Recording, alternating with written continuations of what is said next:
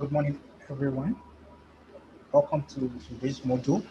I'm your facilitator for today. I'm your facilitator today. For me, Johanna, I'll be taking you business law, registration of business, and compliance requirements. So let's look at the objectives of today's module. What are the objectives of today's module?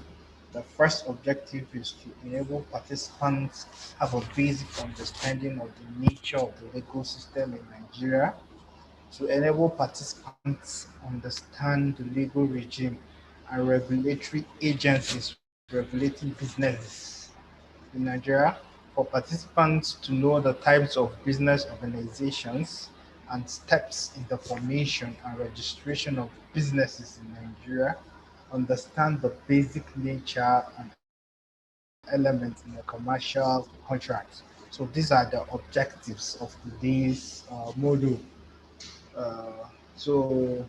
By the time we are done with today's module, these are the things, or these are what are expected of participants to have knowledge of. So, what are the topics we are going to consider to enable participants have an understanding of the, the objectives uh, that are set out for this module? The first topic we are going to consider is the Nigerian legal system. Then we'll consider the relevant government agencies regulating businesses in Nigeria, types of business organizations, and legal implications of the various types of business organizations, registration of business organizations. Then finally, we'll look at law of contract. Look at law of contract. Then let's start with the Nigerian legal system.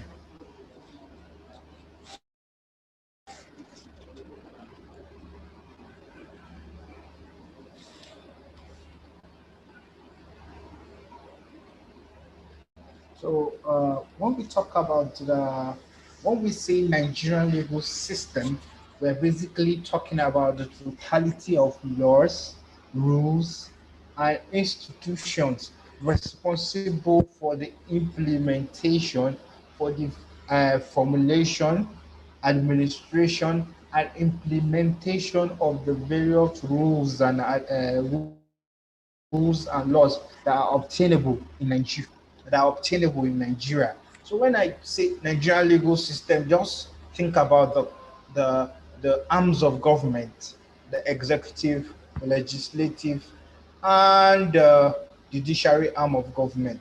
Then you go down to the executive arm of government, where you look at the various agencies that are existing and parastatals that are existing under under the executive arm of government. They all come together to form the Nigerian legal system. The laws from state level, from local government to the federal level.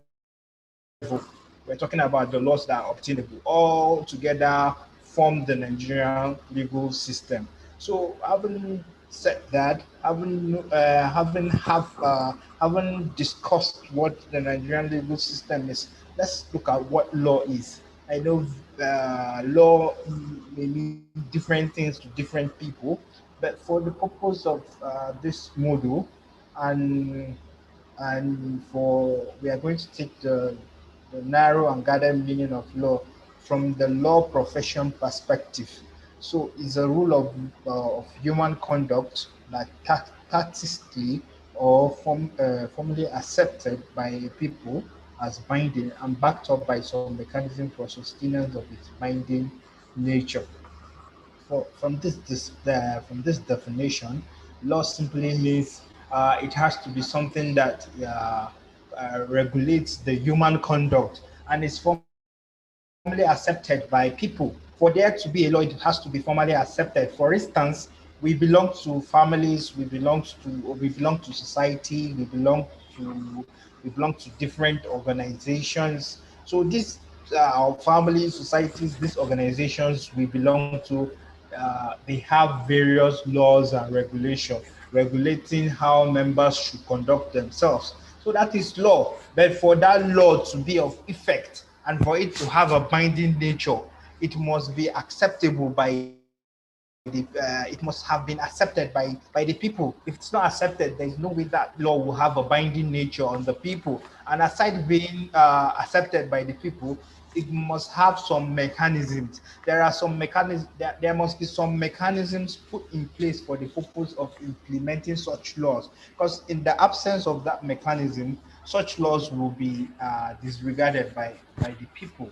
So that's why you see, if you set up a law, you see people, you see there will be sets of punishments if people should default or if you fail to obey a particular law. So what are the sources of Nigerian laws? These laws we are talking about did not just fall from the sky. Uh, there are sources, and the first source we are going to look at is the English Receipt Law. When we are talking about the English Receipt Law, we are talking about the common law, the doctrine of equity, and the statute of general application. But for the purpose of this module, we'll just look at the common law and doctrine of equity. When I say common law, I'm just talking about the law that was formulated, developed, administered. It was an English, the old English law that was developed, uh, formulated, administered by the old common law courts in England. So common law in England is like a law that was developed over time as a result of itinerant justices. When I say itinerant justices, I mean justices that were sent out for the purpose of administering justice on behalf of the crown. So these justices are sent out to various communities to go and administer justice based on the customs and traditions of the local community. So, for instance, there is a judge named Judge A, who is an itinerant judge. He will go to community A for the purpose of administering justice based on the custom and traditions of these people. So Judge A will go to community A, Judge B will go to community B, Judge C will go to community C for the purpose of administering justice. By the end of the day, by the time they are done, they will all come back to the crown to come and sit down and consider the various constructs and traditions they've encountered in the course of administering justices. So after they've sat down, they will look at the customs and traditions they came across while administering justice in the various communities. They will say, okay, this custom is good, this custom is good. So next time when you go, Judge C, when you go to your community C, don't use their custom to solve this problem. Use the custom of community A to solve that kind of problem in community C. Don't use their own custom. Use the custom from community A. So as a result of that, evolved what is called the common law of England. However, over time, the common law became rigid and was more concerned about procedure. That is, rather than administering justice, common law became more concerned about form and procedure. When I say it became more rigid and concerned about form and procedure, I'm saying, in normal palace, if you want to approach any court in Nigeria, there is a procedure for you to do so. But the fact that you don't adhere to the procedures, stricto sensu, does not uh, in any way will not in any way affect your your your matter in court. So what common law began doing then was, if it says you should write your case to the court in yellow paper, you decide to write it on the white paper, then they will say they will not entertain the matter because the law says you should write it on the white paper and you fail to write it on the white paper. It's just an example I'm using. So as a result of common law being rigid and so cumbersome, litigants became dissatisfied. And aside the fact that it became rigid and more concerned about form and procedure, successful litigants also uh, were experiencing difficulties when it comes to enforcing judgment against uh, those people they've gotten judgment against influential judgment creditors. Sorry, influential judgment debtors, because they find it difficult to enforce such judgment. So as a result, people became discouraged and they began petitioning the crown. When I say they petitioned the crown through the chancery, so through the chancery, and then the chancery then comprises of some members of the crown, which the chancellor was part of. So the chancellor was like heading that particular council that you petition when you are dissatisfied with the judgment of common law. So they will petition that council. So that council uh, will normally hear, okay, they will petition the crown, but instead of the king or the queen entertaining the matter, it is that council that will entertain the matter. So as a result of that petition that was evolving from that was coming from litigants who are dissatisfied from the judgments they are getting from common law courts, evolved the doctrine of equity.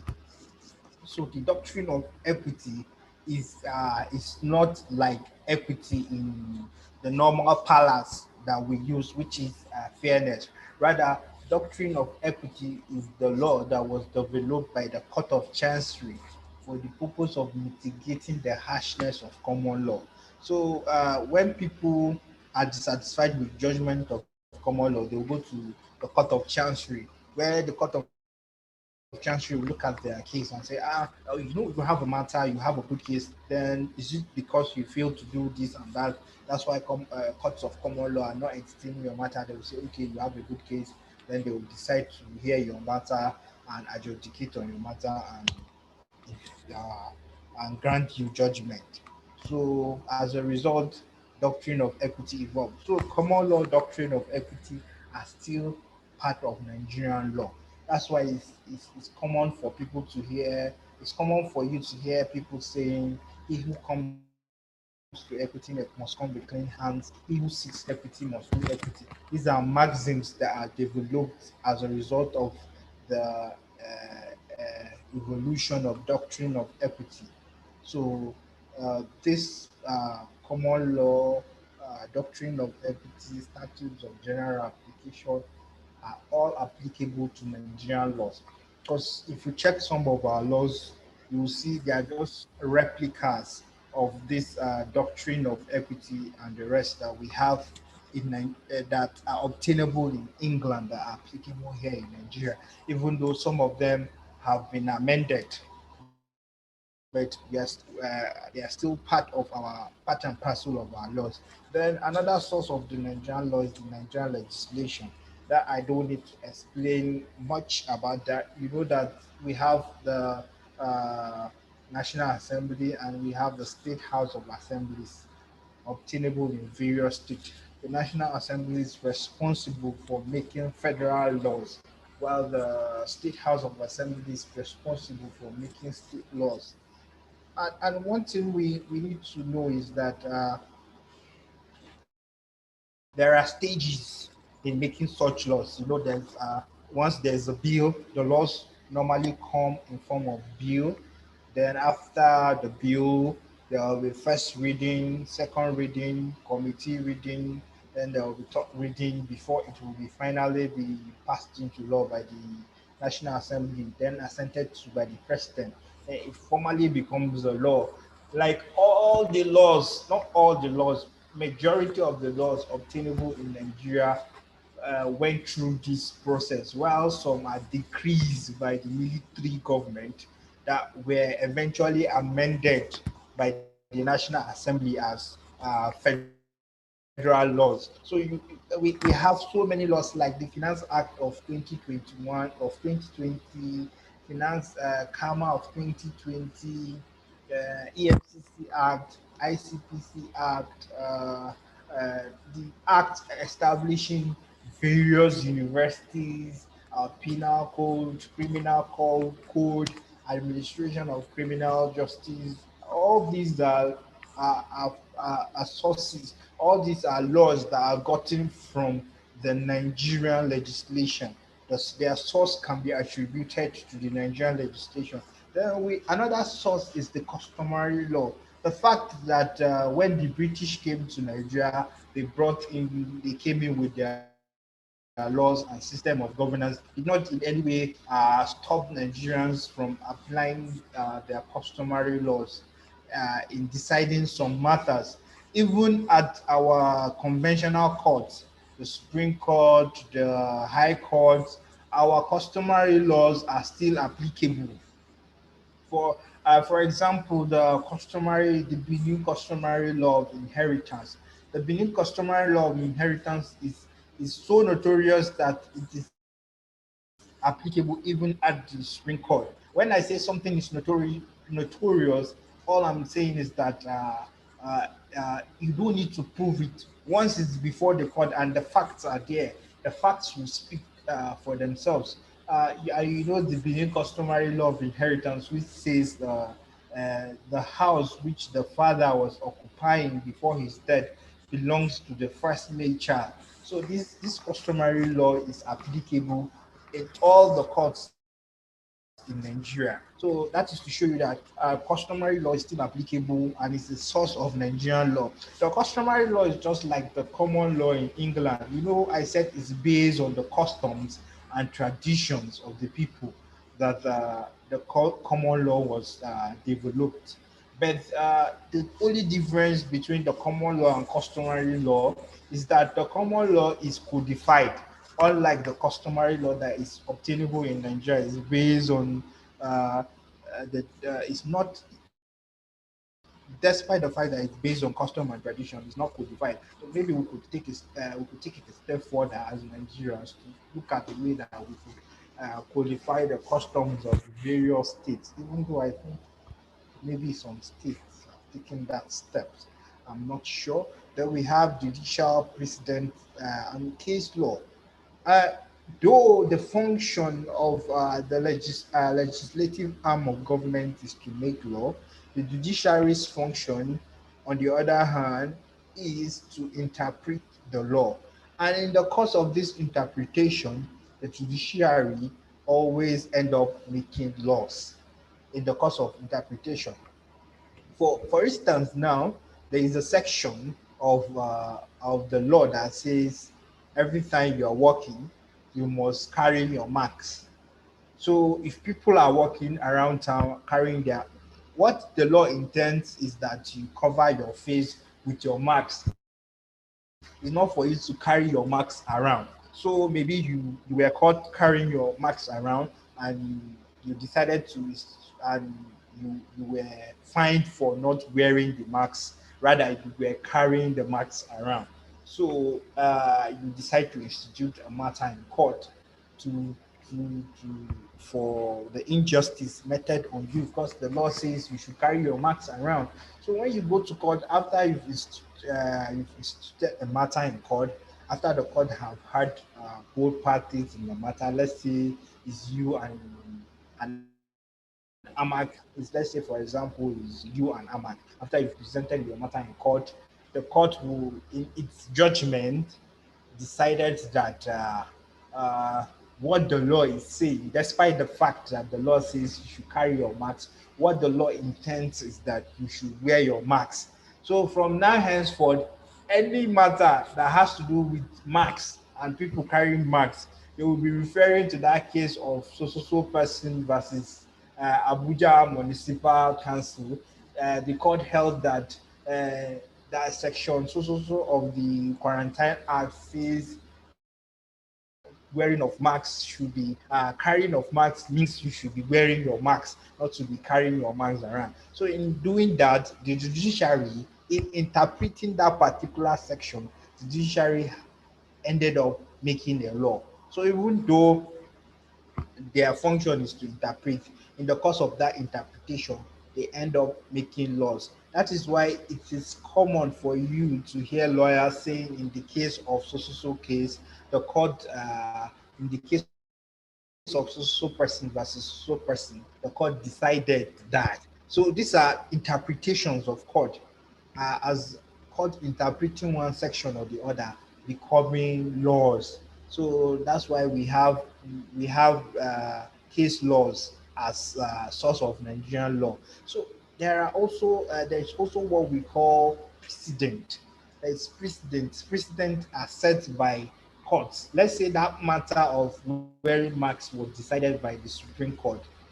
So all other courts in Nigeria are bound to obey the decisions of the Supreme Court. When I say they are bound, they must obey the decisions of the Supreme Court. Then another source of Nigerian law is the international law. International law governs relationship between states, Nigerian and Benin, Nigerian Togo, Nigerian Ghana. These are international laws, and these international laws could be treaties, could be conventions, could be customs that were rectified and domesticated by Nigeria.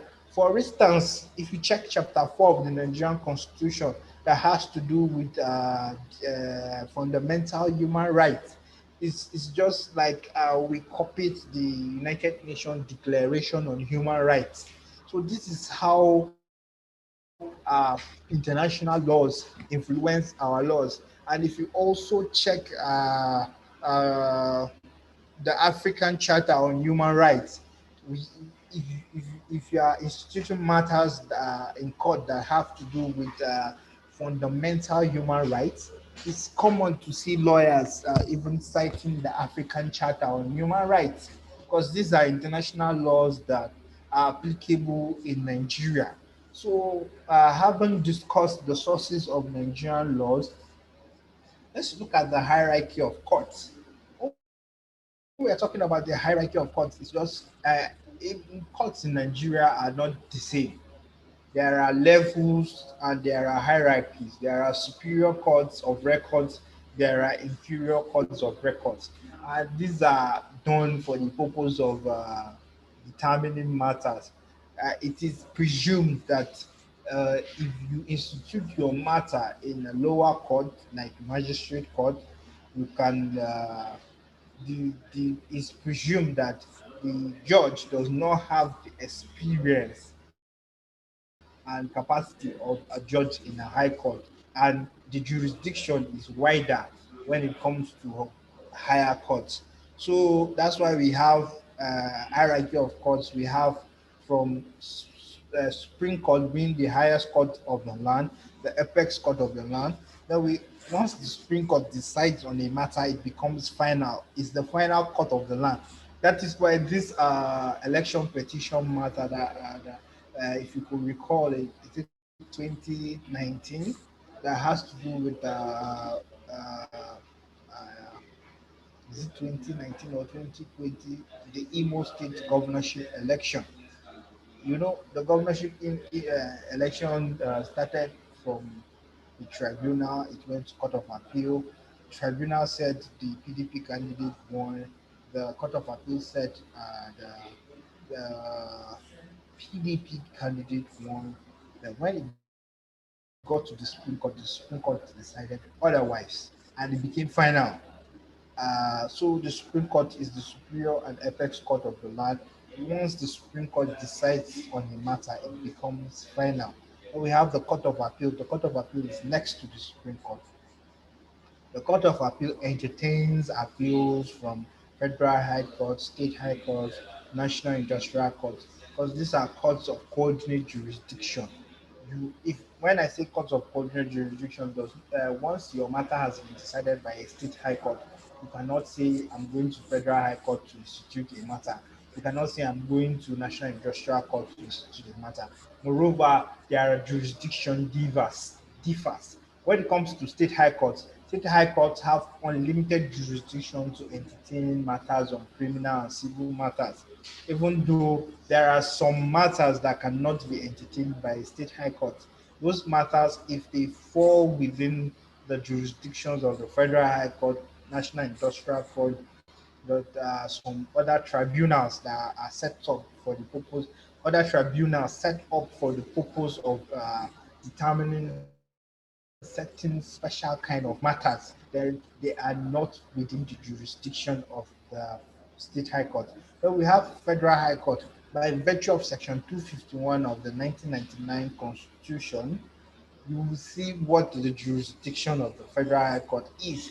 The Federal High Court has jurisdiction to entertain matters on intellectual property, matters that have to do with federal government institution, like when you want to institute a matter against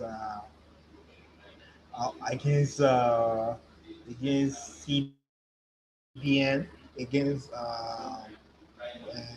CEC, and it has to do with their policy, not because you've entered into a relationship, a contractual relationship with them, but it has to do with their policy or the act establishing them or something like that. That is when you institute matters that have to do with federal government agencies and the federal high court. If not, you can.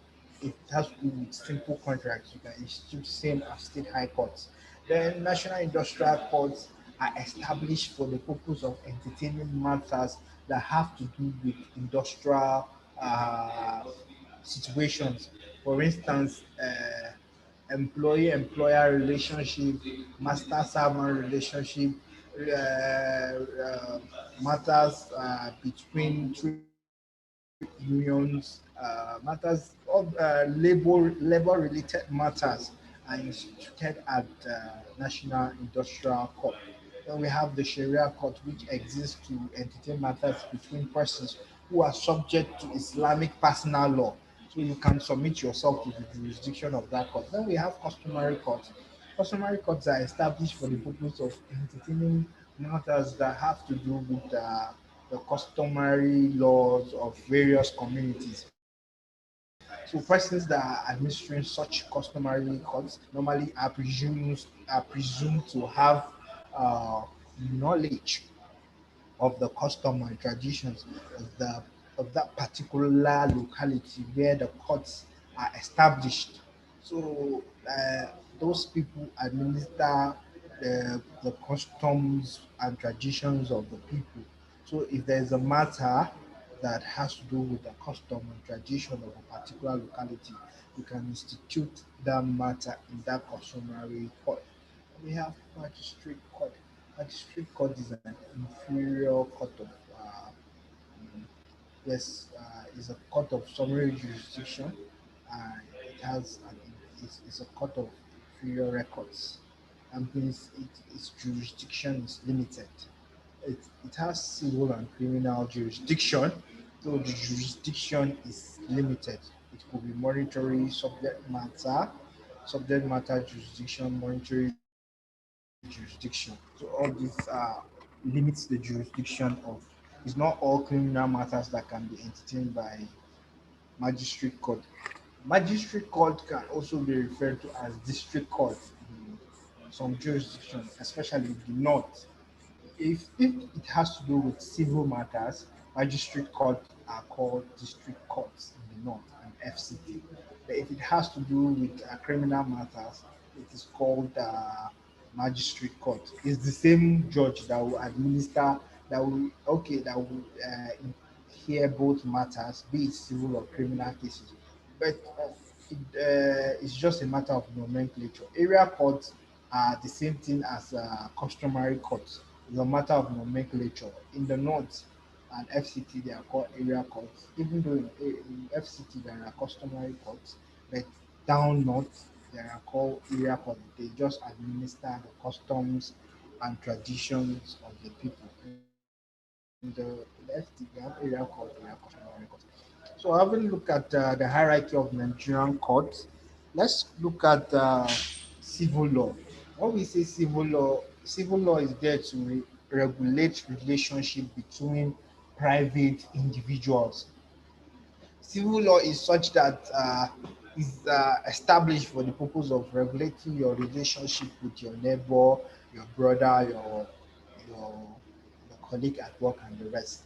Civil law, unlike criminal law, is not mostly written, where the offenses are written that and punishment prescribed. In the case of civil law, it's just there to regulate relationship. That's why if you enter into contract with somebody and you default, and the person decides to complain or petition the police or EFCC, if it doesn't have to do with embezzlement where there are criminal elements, then such matters are said to be civil in nature because it's contractual. You are just in breach of that relationship. So things like trespass, defamation, battery, passing off are all considered civil. Defamation is when you insult somebody either verbally or in written. Verbally is referred to as slander, when in writing is referred to as libel. Then we have trespass. When somebody is in exclusive possession of a property, you just can't disturb his peaceful possession. They will say you've trespassed the person's property. Battery is where you beat somebody. Passing off, when it has to do with trademark. When you have a trademark that is not registered, uh, so if the person decides to use that trademark or your business name, or your business name that you are using, the person decides to use it to gain to be able to sell his commodities as a result of the reputation you have built over time. So you can institute a matter based on passing on. But with criminal law is different.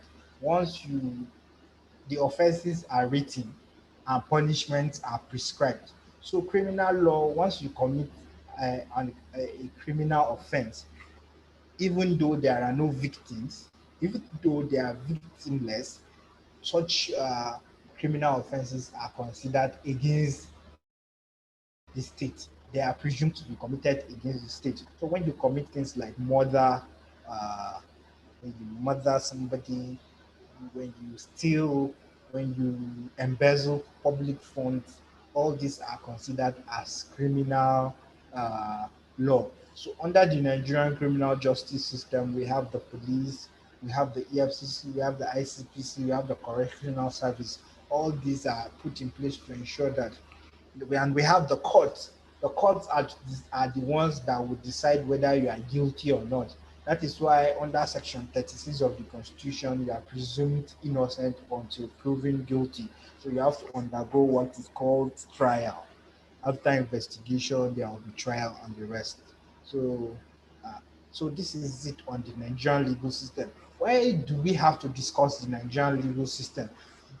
When we are talking about loans with CBN, basically what we, once you decide to say you want to go into business, you need to have a background knowledge. You need to have a background knowledge of the Nigerian legal system to know that, okay, this business I'm entering now, which called this thing I'm doing, is it contract, is it criminal, is it civil? So all business relationship, except you decide to defraud persons, are civil in nature. So that's why we need to look at the Nigerian legal system for you to have a basic, to have to know the nitty gritty about the Nigerian legal system, so that if anybody, or when you are doing your business, you should have, if somebody says he's going to court or he's going to, it's not for you to be scared or to be afraid. When eventually when you are giving the loan, or already some of you are running your businesses, so by the time we are done with this module, you have an idea of, okay, uh, this my relationship that I'm entering with this person is contractual, as such is civil, except where you decide to do some fraudulent deals, which by the law of Nigeria are regarded as criminal in nature. Then you'll be punished by the criminal, as laid down by the criminal justice system in Nigeria. So let's look at the relevant regulatory agencies. What are the relevant regulatory agencies regulating businesses in Nigeria? We have the Corporate Affairs Commission, we have the Federal Inland Revenue, I'll just list these two out because subsequently I'll discuss them in detail. We have the Central Bank of Nigeria. You know that the Central Bank of Nigeria is the apex financial institution in Nigeria. It it regulates how financial and non-financial institutions in Nigeria are being run. So the CBN is there to roll out general policies and guidelines on how these institutions should be run. If not, should be run. If not, we are going to have problems. Aside to that, it's also the responsibility of CBN to see to the growth of Nigerian economy and to roll out policies on how the Nigerian economy will be regulated. So from time to time, you see the CBN increasing and decreasing lending rates for banks. This the CBN does to encourage people to go and borrow money from banks.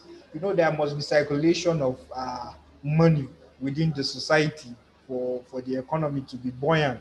All these policies that are rolled out by CBN is to ensure there's economic growth. Then we have different policies by the CBN, such as these schemes that the CBN are coming up with, the AGIS, which you are currently undergoing training for. We have the Anchors Borrower Scheme. We have the COVID-19. So there are so many schemes that the CBN is putting in place for the purpose of ensuring that the economy is moving on fine. So then we have the Asset Management Corporation of Nigeria. The Asset Management Corporation of Nigeria was established in 2010. And the purpose of establishing the Asset Management of Nigeria is to ensure that there is liquidity flow in the Nigerian financial system. The work of ANCON is to severe and manage toxic assets from the Nigerian financial system. Let me give you an example so that you get to so that you have a grasp of what the function of AMCOM is. Let's say, for instance, we have a business called Sidron Nigeria Limited. Then Sidron Nigeria Limited decided that it wants to borrow loan from uh, Guarantee Bank. Sidron Nigeria Limited, through its directors, applied for a loan from Guarantee Trust Bank. It obtained the loan after meeting the laid down requirement and signing the necessary papers. At first, and the loan is for 10 million naira. At first, Sidron were repaying the loan as at when due. Then suddenly, Sidron began defaulting. And as a result, there must be financial flow within the Nigerian financial system, within the banking system, so that others too can access the same money borrowed from that bank. So as a result of the failure of Sidron to pay back the loan it obtained from Guarantee Trust Bank, it affected Guaranteed Trust Bank balance sheet. So what AMCOM will do is that AMCOM will approach Guaranteed Trust Bank and say, can we have a look at your balance sheet? Which loans are not performing? Which loans are bad assets to your to your bank? So that loan borrowed by Sidron now, since Sidron is no longer repaying the loan, what AMCON will do is that, okay, GT, we are going to buy off the loan from you. So Sidron is no longer indebted to GT, but rather Sidron will be indebted to AMCON. That's why sometimes if you hear that AMCOM will release list of debtors, and you'll be wondering how come AMCOM is indebted to such people. So you see, it's not like AMCOM borrowed these people loan. What AMCOM did was to buy off their debts from financial institutions they borrowed money from. So once AMCOM buy off the debt from those banks. The Cedron, for instance, is now indebted to AMCON. So now AMCON will go and seize any property belonging to Cedron.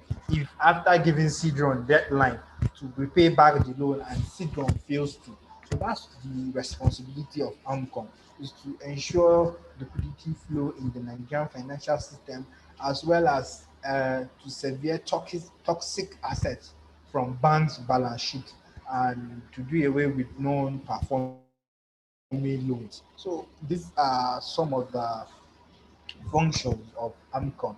Then we have the National Agency for Food and Drug Administration, which I'll also talk about later in detail. Then we have Standard Organization of Nigeria. I'll talk about it in detail too.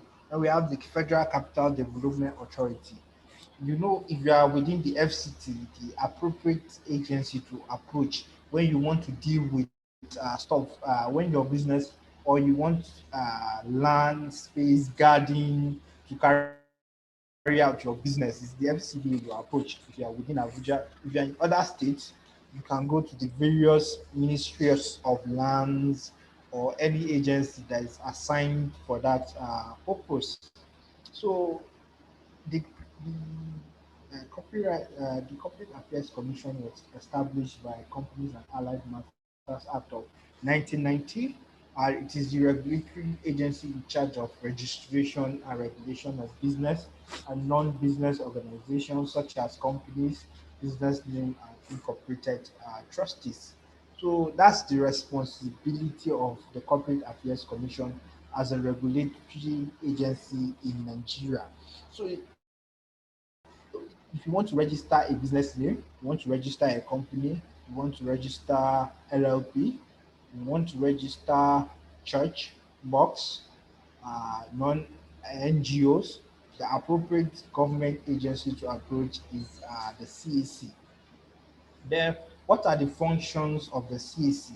The functions of CAC includes the functions of CAC include regulation. It regulates how companies are being uh, run in Nigeria. Supervision of the formation.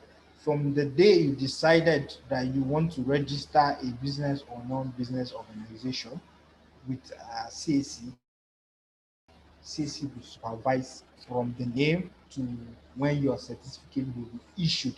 Even after certificate has been issued to you, your relationship with CAC has not ended, it continues, because the CAC will manage the affairs of that company, because you have to do your filings of annual returns, you want to do change of directors, change of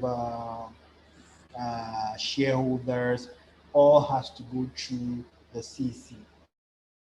Winding up of companies, when you feel your company is no longer a going concern and you want to wind up, then you approach the CAC.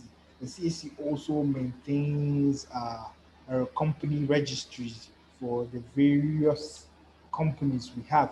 For instance, all the filings you do at CAC, there are records kept for people to access.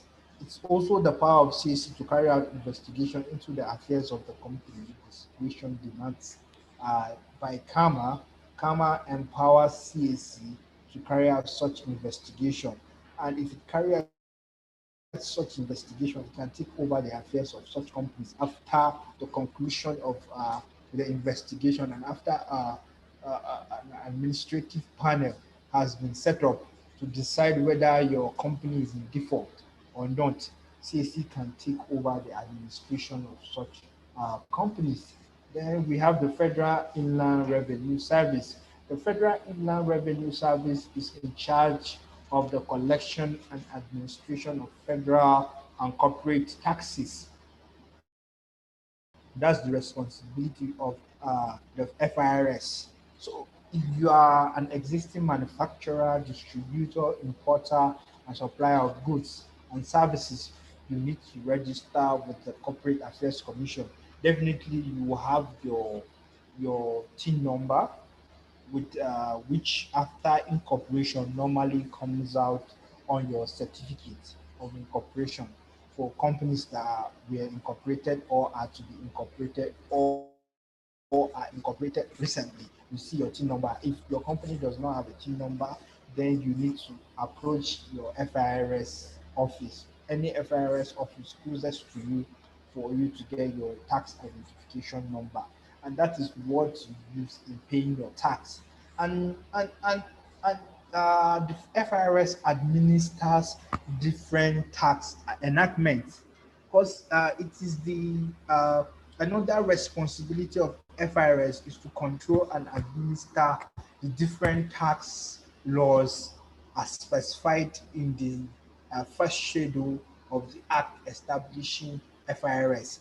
For instance, we have the Companies Income Tax Act, we have the Personal Income Tax Act, we have the Stamp Duties Act, we have the Value Added Tax Act, we have other acts that are administered by the FIRS. And aside that, it is also the responsibility of FIRS to enforce these tax enactments. That is why it is their responsibility to do so too. So when you don't pay your personal income tax, your company's income tax, your value added tax, it is the responsibility of uh, FIRS to enforce the provisions in that act. And how does it go about enforcing the provision? By taking you to court. They will take you to court, and the court will decide. Anything the court decides, then FIRS will enforce. For I earlier called different tax enactments that are administered by the FIRS. But for the purpose of this module, we are going to streamline, and we are going to focus only on the value added tax. When we say the value added tax, that is VAT.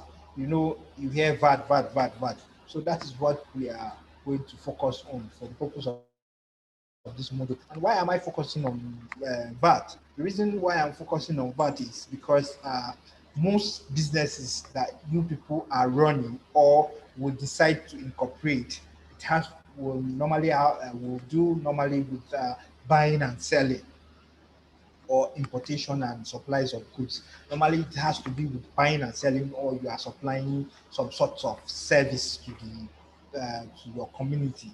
So, value added tax is a consumption tax that is levied on a product repeatedly at every point of sale, at which value has been added. So it's a consumption tax. That is why every time you go to a supermarket, you buy a product, even if you buy this product 10 times, VAT will be deducted for 10 times. So it's a consumption tax that is levied repeatedly on a product. So you, as a business owner, if you are not remitting your value added tax to the federal government, you need to start doing so. You go to your local VAT office and register. Where you obtain your VAT registration number.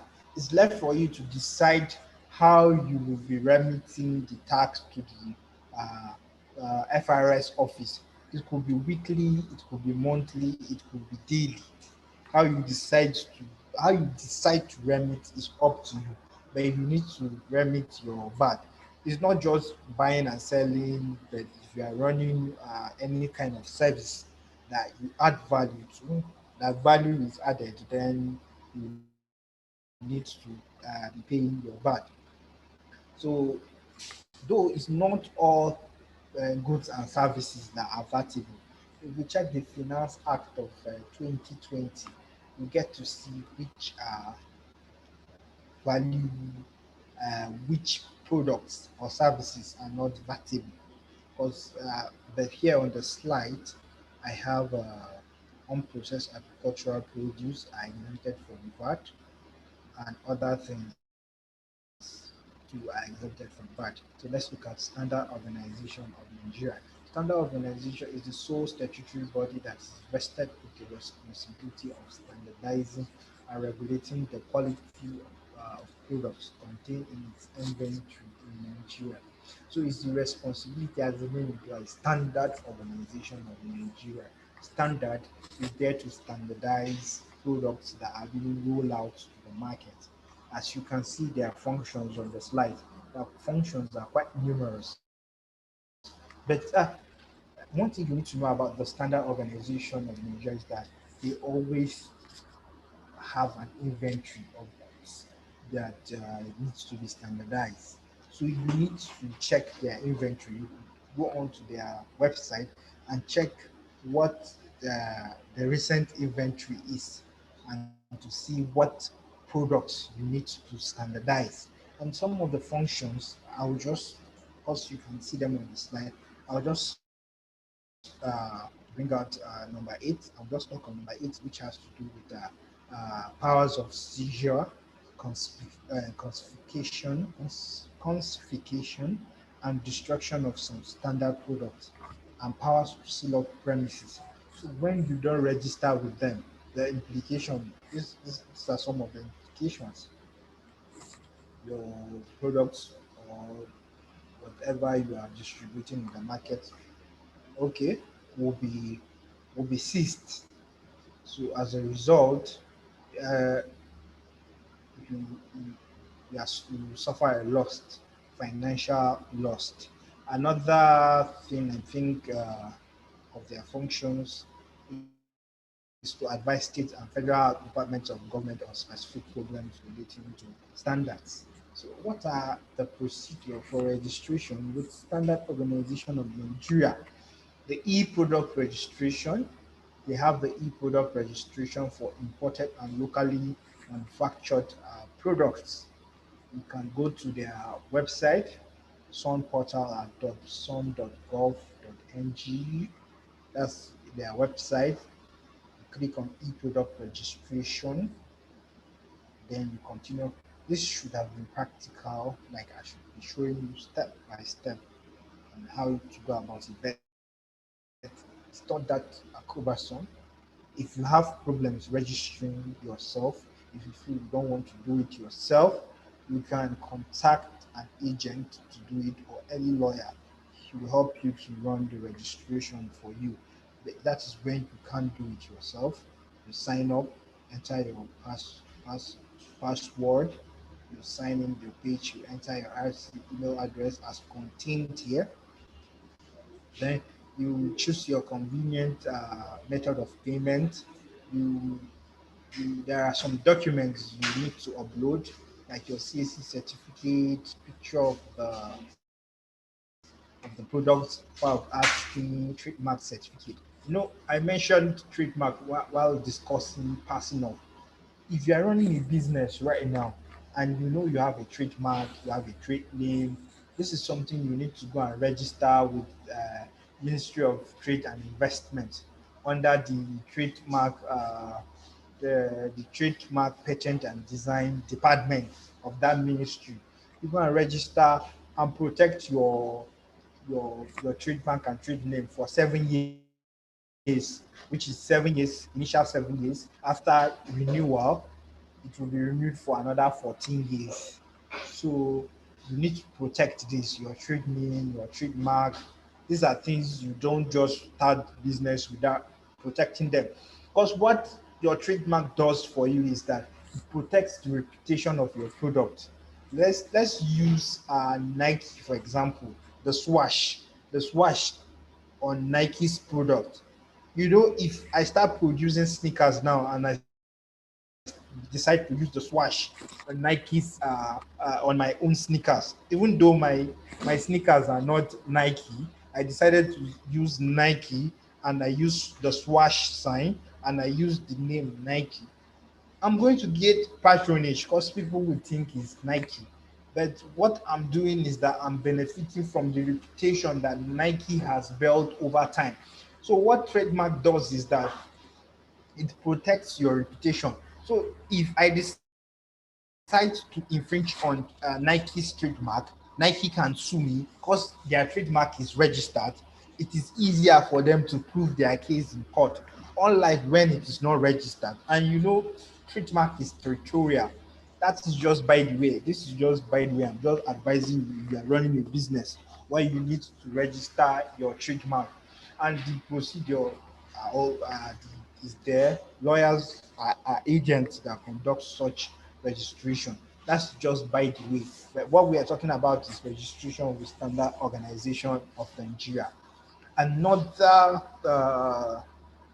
program that was introduced by the Standard Organization of Nigeria for the purpose of ensuring that distributors or manufacturers of products conform with the scheme is the Mandatory Conformity Assessment Program. uh, is a certification scheme put in place by some to ensure that all locally manufactured products in the country conform to relevant Nigeria industrial standards before such products are presented for sale in the market or exported. So there are procedures before you are allocated so aside the mark of Standard Organization of Nigeria, they will also give you the logo of MANCAP. MANCAP is to say that yes, your product has met the Nigerian industrial standard. So you have the sign MANCAP written on it. So these are the procedures before the mark is allocated to you and your product certified as as to have met the Nigerian industrial standard. There will be inspection, there will be sampling and testing, report of inspection and test result. Then, if the product meets the requirement of the relevant Nigerian industrial standard, a MANCAP certificate and MANCAP logo, which bears a unique number for that product, is issued for the product upon payment of applicable administrative charges. Then the MANCAP logo is fixed on the smallest unit part of the product, after which the product must undergo recertification. So this is just some of the procedure. Another assessment program introduced by Standard Organization of Nigeria is the Conformity Assessment Program, called Standard Organization of Nigeria Conformity Assessment Program for goods shipped to Nigeria. So if you want to ship in goods for Nigeria, you also have to meet the standard laid down by the Standard Organization of Nigeria. And for details on how to go about this procedure for obtaining the certification from SON, which is the SON cap, you could just Google export guide to Nigeria, where you get to see details. Because of time, we cannot discuss such in detail. So let's look at NAFTA. We've looked at Standard Organization of Nigeria, looked at NAFTA. Though sometimes conflict do arise from what products can NAFTA certify, what products can Standard Organization of Nigeria certify. So NAFDAC has the mandate for controlling, maintaining the distribution, advertising, exportation, manufacture, and the registration of the categories of products such as food, drugs, medical devices, and cosmetics. All businesses dealing with food and related products are subject to regulation by NAFDAC, as it is unlawful to market any drugs or consumable goods in Nigeria to the public without registration with NAFDAC. I think NAFDAC is a household name in Nigeria, because subconsciously, if you want to buy products like food, drugs, medical devices, cosmetics, you normally check whether there is NAFDAC number. So subconsciously, over time, due to campaigns, adverts, and the rest, it is in our subconscious that whenever we are buying such products, we should always check for NAFDAC registration number. So, what are those categories of products that are protected by NAFDAC?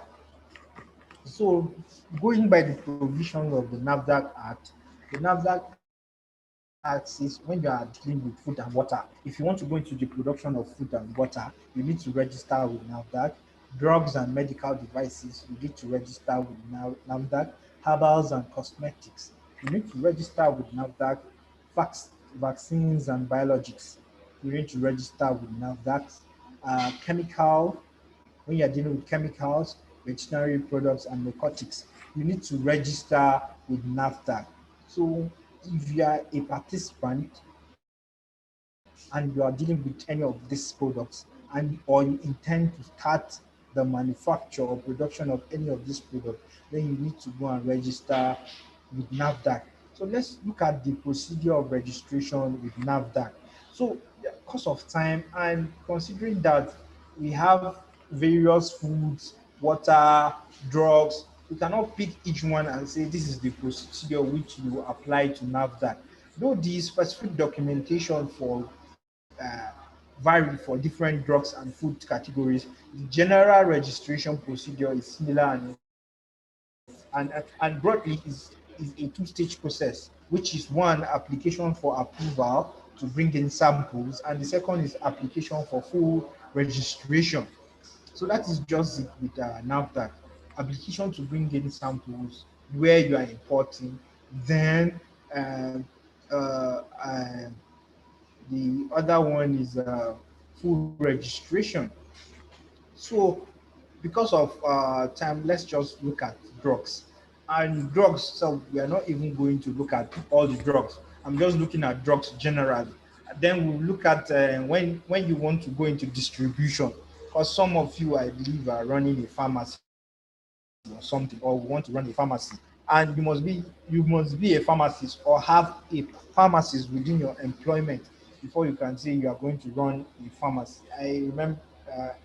Mark you, I did not say chemist. I say run a pharmacy, not run a chemist. So you need a pharmacy within your employment. So we'll just quickly look at what are the requirements when you want to register your drugs with NAFDAC, and what are the requirements when you want to uh, distribute pharmaceutical products. So for drugs, application is on a single product basis. When I say application is on a single product basis, it's simply I think what I'm simply saying is that when you want to apply for a NAFDAC registration number for, let's say, two drugs, one is for headache, one is for stomach ache, you cannot apply at the same time and say it should be issued the same NAFDAC number for the two drugs. Application is on a single product basis, separate. For the drug for headache, separate. The one for stomach ache, separate. Then you have a written application stating the name of the manufacturer and brand. You complete your NAFDAC application form. You make payment. You bring 5 copies of the product dossier. When we say 5 copies of the product dossier, all I'm saying is that, for every drug, there are trials, there are tests, there are research carried on. For instance, this corona vaccines we have, be it Moderna, be it AstraZeneca, be it Johnson and Johnson, they all went, they all underwent various stages of research and trials before they were finally distributed or approved for consumption. So you have to bring such copies of product dossier and packs of product samples for NAFDAC.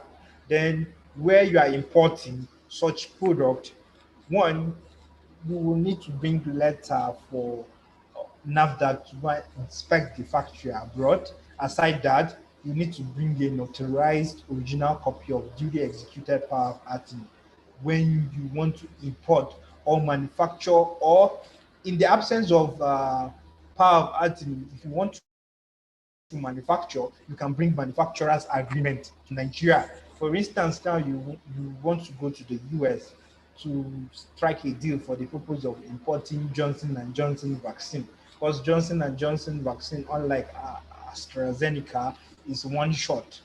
It's just one jab and you are done. So you approach Johnson and Johnson and you inform them of your decision of wanting to import their vaccine from the US to Nigeria. So you need a power of attorney to that effect. Power of attorney is just a document saying that so person has empowered you to do something on his behalf. Johnson has empowered you to come and distribute their vaccine in Nigeria, or a manufacturer's agreement where they want to give you franchise to come and manufacture the vaccine here in Nigeria. So you need to come with such things. And this could be authenticated to at any Nigerian embassy in America. If you are importing, let's say in India, if you want to import that Johnson and Johnson vaccine, let's say Johnson and Johnson vaccine has a plant in India, and you want to import it from India, you could approach any Nigerian commission in India, or any Commonwealth any British High Commission in that Commonwealth country, for them to authenticate your certificate of manufacture, or that power of attorney. Then when you want to go into distribution as a pharmacy, you need a duly issued and authenticated certificate of pharmaceutical product, a current pretended pharmacist license to practice issued by a pharmaceutical council of Nigeria. That's why I said you need a pharmacist within your employment, or you need to be a pharmacist for you to run a pharmacy. Then you need premises registration license from the Pharmacist Council of Nigeria. Then, if you are brand with registry with trademark, which is also important, then you pay the applicable fees where NAFDAC is satisfied to issue with registration. NAFDAC also has an e-registration procedure, which it refers to as the NAFDAC Automated Product Administration and Monitoring System. This is separate from the one we just discussed. This is online. They refer to it as NAPAMS. You go to www.napams.org, you sign up, register an account as a client. After signing in or logging in with the registered account, you choose the category of products you want to register, preconditions met for registration, especially when importing. You complete your application, and these forms are those ones. These forms are forms that ordinarily you will fill up manually before the introduction of the e-registration system. You make payment after completion of the application form, processing of the application, and you obtain certificate. So we're done with the first arm of the lecture, which has to do with regulatory agencies in Nigeria. Let's quickly look at the Mm, sorry, not sorry. I'm sorry, we are not done. We will look at registration with Corporate Affairs Commission, which is very important. But we are going into another arm of the lecture now, which will look at types of business organization and the legal implication of the various types of business. So, what are business organization? Remembered earlier, I said uh, is the responsibility of the Corporate Affairs Commission to register business and non-business organizations. So, what are business organizations? So, when we say business organization, we are saying a legitimate venture, any legitimate venture you enter to make profit. The underlying word here is legitimate. If you go about doing an illegitimate business, you cannot regard that as a business organization, even though some people run an illegitimate business and cover it with a legitimate one. So it's none of our business here. Let's quickly look at types of business organizations. We have sole proprietorship, we have partnership, we have company. As the name implies, sole proprietorship. So what is sole proprietorship, and what are the legal implications of running a sole proprietorship? Once you decide to run a sole proprietorship, once Mr. Johnson decides to run a sole proprietorship, what is the implication? So Mr. Johnson went ahead and said, okay, Mr. Johnson went ahead and established a business where he runs the business alone as Johnson Business Venture. He runs the business alone as a sole owner of the business. So the first thing, he's responsible for his business. He takes the decisions alone. He's the sole owner of the business. So the first thing you need, the first legal implication of such business is that he has the right to do and undo with his own business. Nobody to question him. He decides when to open the business and when not to open the business. He enjoys uh, a freedom. And then the legal implications. What are the legal implications? First, when he dies, the business dies with him, personally liable for the debt and liabilities of his business. When he borrows money from any financial institution and is unable to repay, then he will be responsible, personally responsible. That is, they can go after his personal assets, his cars, the beddings in his bedroom, the kitchen, in his utensils, anything they can lay their hands on to offset the debt. So there is something you need to know about sole proprietorship. Even if you register it with the Corporate Affairs Commission, it does not make the business separate from you. You and the business are one and the same. So if you borrow money, they'll come after your personal belongings to offset to offset their debt. Then we have partnership. Partnership can be limited partners, can be general partners, can be limited liability partnership. Except in the case of partners who are limited partners, partners in limited liability partnership, general partners have unlimited liabilities. That is, if you're a general partner, you have unlimited liabilities similar to a sole proprietorship. General partners are at risk of having their personal belongings seized to offset the debt and liabilities of the partnership business, because it's a business made up of two or more partners, each sharing the business's there shouldn't be an S after the apostrophe. So the business's debts and liabilities and assets. To break this down for you is that when it comes to general partners, your for instance, Mr. Johnson and John decide to run a business together as general partners. Mr. Johnson was the one who approached Mr. John that they should run a business and they should all be involved in the day-to-day running of the business. And Mr. John agreed that let's all be general partners. When they say once you decide that you are a general partner, you are involved in the day-to-day running of the business. So the implication is that once you borrow money from any financial institution, you'll be personally liable. Mr. Johnson, Mr. John, they will be personally liable. Their personal belongings will be seized for the purpose of offsetting the debt they incurred as a result of borrowing from any financial institution. In the case of limited partnership, it exists when two or more partners go into businesses together, but one or more of the partners are only liable up to the amount of investment. Let me come back to my example of Mr. John and Mr. Johnson. They said, okay, they decide to run uh, partnership. Then Mr. John says, I just want to be a limited partner. I don't want to be involved in the day-to-day running of the business.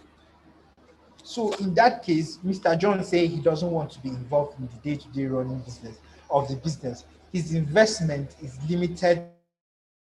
His risks in the business is limited to the amount of his investment in the business. So where Mr. Johnson decides to borrow money in the name of the partnership and they were unable to pay the money, for in the case of Mr. Johnson, they will come after his personal belongings because he's involved in the day-to-day running of the business. For Mr. Johnson, uh, he will not be personally liable because he's not involved in the day-to-day running of the business. They will only come after his investment. So if there are anything that were bought in the name of the partnership that or amount you invest in the business, that is what the financial institution will come after. Then we have limited liability partnership.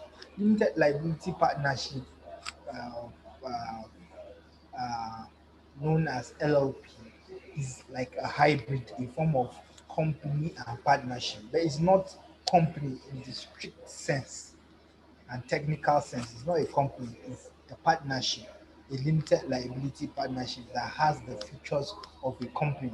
And limited liability partnership is mostly used for professional services, not when you want to go into selling and buying. It's good, or you want to provide a kind of service like dry cleaning, like kind of unique logistics services. You don't go registering LLP. LLP are for professional services. Professional in the sense that you want to run a law firm, you want to run an accounting firm, estate surveyors firm, quantity surveyors, all these kind of things are things you register LLP for. And it's a body corporate with legal personality separate from its members. So you as a member of an LLP, you are separate from the LLP. The LLP has a personality of its own. That is why uh, uh, a partnership and a limited liability. The legal implication is that partners enjoy limited liability. That means when you borrow money in the name of the LLP, they cannot come after your personal belongings. Neither can they come after your your yes, they cannot just come after your personal belongings because the business is the partnership is separate from your personal self or your personal belongings. The only thing they can come after is your investment in the business. So that is why here on the slide I have that the legal implication of LLP is that partners enjoy limited liability. Where the entity is sued, the liability of the partners will be limited only to the amount contributed by each partner for the formation of the LLP. The LLP enjoys, these are the legal implications, enjoys perpetual succession. That is, the life of the LLP is not affected by the demise, retirement, insolvency, or withdrawal of any of the partners. So, uh, if one of the partners dies today, uh, the the LLP still continues. If he becomes insolvent, he decides to retire, the LLP can sue, it can buy property in its thing. So these are some of the characteristics or legal implication of registering an LLP. So when it comes to partnership, bear it in mind, you can have general partnership, you can have limited partnership, you can have limited liability partnership. In the case of limited liability partnership and general partnership, you can register a company and in your agreement say your agreement will state no. In the case of limited partnership and general partnership, you can register a business name. Your agreement will state how your partnership is governed, whether it's a limited partnership or it's general partnership. It's that then you need to know that except parties agreed otherwise, profits are to be shared equally among partners. So if you are in a partnership right now and profit is not being shared equally, then don't regard yourself as a partner. And determination of who is a partner in the business is whether the person partakes in profit sharing. Then let's look at companies. When we talk of company, we are talking of and is also a legitimate business organization, a legitimate venture which is incorporated for the purpose of either you want to provide a unique service, you want to provide, you want to buy and sell, or anything like that. Because we have different types of company. We have public limited company, we have private limited company, we have unlimited company, we have a company limited by guarantee. If you register a company limited by guarantee, it means that you don't want to make profit, even though Yes, you don't want to make profit, and the procedure for registration is special. So limited guarantee company are mostly, you see some organizations like I don't know which example I will use for you. An organization that is a limited company, limited by guarantee. They are out not to make profits, but they are companies. They are out there to help communities, to help people, just like NGOs, but they are not NGOs, they are rather companies. So, from the date of issuance of certificate, Mr. Johnson, who is running Johnson Ventures Limited as a business name, decides to register Johnson Nigerian Limited as a company. From even though he is the one who paid for the incorporation, for the he is the one who wrote down the object of the company. He is the one that did everything for the company. He is the promoter of the company. He's also a shareholder in the company. He's also a director in the company. From the date of issuance of certificate of incorporation, the company becomes a separate legal personality. That means the company is separate from Mr. Johnson. That's just once you decide to register a company. Today you decide to register a company, the company is an artificial person in law, you are a natural person. So the company will also be regarded as a person in law. Anything you can do as a person, the company, as far as contractual relationship is concerned, the company too can do as an artificial person. So your liability to that company is only limited to your shares in the company. So if the company is indebted, they will not come after your personal belongings as a shareholder. Your liabilities are limited only to your shares in the company. The personal asset of the shareholder cannot be seized to offset the debts and liabilities of the company. The company being a human being of its own. So the day Mr. Johnson decides to register Johnson Nigeria Limited and the certificate of incorporation issued to him, look at the legal implication. The company can buy and own properties, the company can enter into contracts, and the company can sue and be sued. Then it enjoys perpetual succession. That means it can live forever. For instance, First Bank, if you check the logo of First Bank, you see First Bank is since 1894. That means as far as First Bank uh, is concerned, as long as there are shareholders and directors, First Bank will live forever. Different shareholders will come and go. Soldier come, soldier go, barracks still remain. That is what perpetual succession means. You can apply for loan in the name of that company. Having looked at business organization, let's have a rundown of registration of business and non-business organization. Why do we have to register our businesses? Why do we need to register? First, as earlier stated, the Corporate Affairs Commission is responsible for registration of business and non-business organization. So if you want to go, but for the purpose of this module, where I'm trying to make you understand what you need to register, because it is presumed you are going to go into the business of buying and selling. You are going to sell products to people, or you are going to offer a particular kind of service to people. So registration of business is done at corporate affairs. Any business, whether small or large, in the long run will benefit from corporate and fiscal and product registration. When you register, you are captured within the tax net of the federal government. And once you pay your tax, there are things you enjoy. One, you get to enjoy some incentives that are made available to businesses. For instance, this program you are undergoing training for, if your business is not registered and your tax return is up to date, you will not get to benefit from it. So that's one of the benefits of paying tax. Like then last year, the federal government created a program called Survival Fund, COVID-19 Survival Fund. All these are aimed at supporting SMEs. And if your SME is not registered, you cannot benefit from this.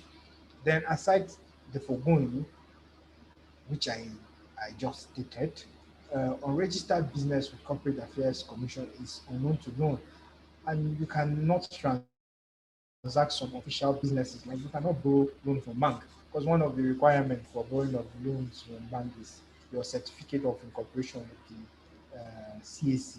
Secondly, if your product needs to be uh, registered with Nafta or Standard Organization of Nigeria, and you fail to do so, you know the implication: low patronage, your NAFDAC, uh, no registration with NAFDAC, low patronage, no registration with Standard Organization, low patronage, and your product may be seized and premises seized, and will result in a huge loss for you. And registration for tax is also an important social responsibility from both legal and moral angle. So small business, having discussed why we need to register our business, let's look at small startup procedures. Find a suitable business team to support your business idea. Because before you even register your name with NAFDAC, I said with NAFDAC, with the Corporate Affairs Commission, is you need to find a suitable name, a name that is not similar to a name that is already in use, a name that should not be in use, a name that should not carry Chamber of Commerce or Abuja without the consent of the Commission or AMAC. So you must look for a suitable name that best describe your your business. You identify a suitable business location where you are likely to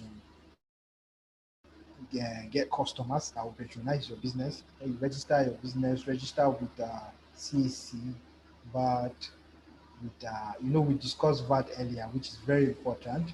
With your value added tax, register your product with NAFDAC, register with Standard Organization of Nigeria.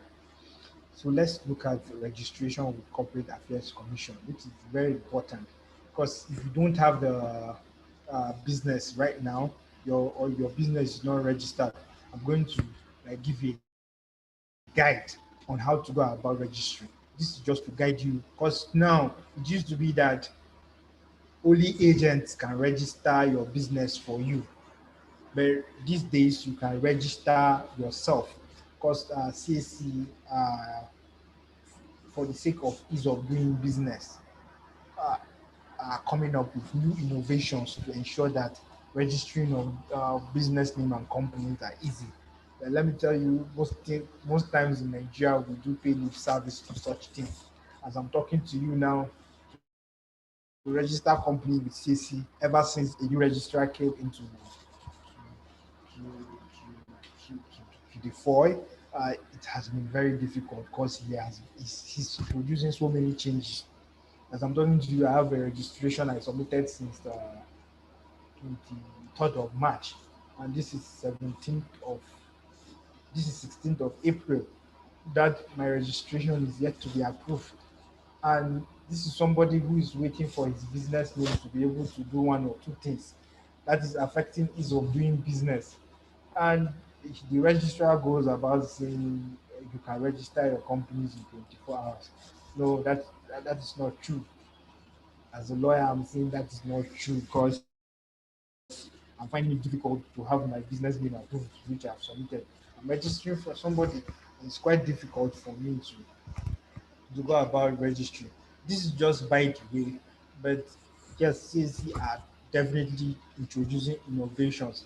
But I believe with time, once those innovations pick up, once the normal services resume, I think we will begin incorporation within a day. So for now, the first thing you need to do after you've gotten your name, you've gotten an idea of the business you want to do, the next step is for you to register your company. You need to go to CAC website. Then you need to register with CAC as the proprietor of that business, or since we are talking about business name, but it still applies to company. Just get this explanation now, because when I come to company, I'm not going to explain again. I'll just go directly to reservation of name when I come to company. So you go to CAC website, you register, you see where they, when you go to their website, you go to the S3, to the extreme. I wish there is a way I could open and share with you and show you what I'm talking about. When you go to the extreme of the page of the website, you get to see where you see registration. So you get to register with CAC as a proprietor or shareholder or director of that business name or company, depending on which one you want to register. So after you've registered with CAC, you will be eligible to create a portal with CAC. So this portal that you will create with CAC is what you will use in registering your business. That is why on the slide I have reservation of name on CAC portal. So after you must have created that portal, you'll be given a username and password which you will use in accessing that portal. So you are going to go back to that website, you go to login, you click on login, then you enter your details. Then once you enter your details, you get to see the name of the business you want to enter. You enter your business, it will ask you, is it business you want to business name you want to register, company, incorporated trustees, limited liability partnership, or yes, which if you choose, since we are talking business name now, you choose business name.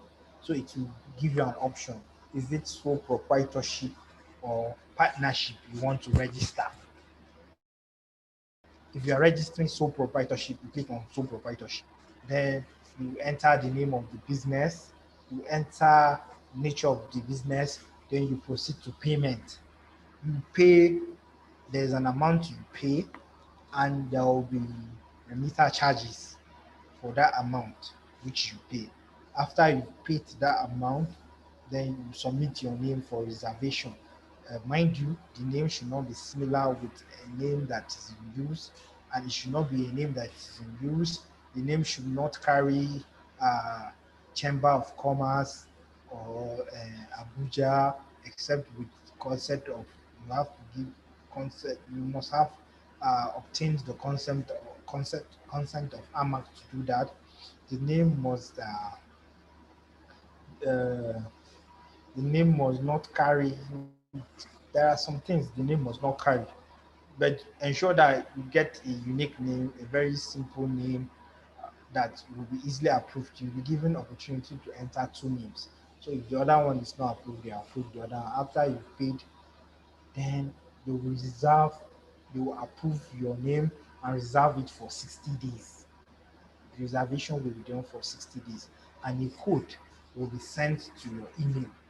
That email, that code that is sent to your email is what you will go back to your portal, you click on new registration, then you enter that code on new registration that you clicked on, you enter the code, then it will direct you to a page where you fill in some informations like your data, address of the company, object of the company, nature of the business. Then you'll be asked to upload your signature, your passport, and your any means of identification. That's all. You make payment. Then after making payment, you wait until CC approves your application. But if there is a query, you need to rectify the query. Maybe you fail to enter an information the way they want it. Then they will query you and ask you to do the needful.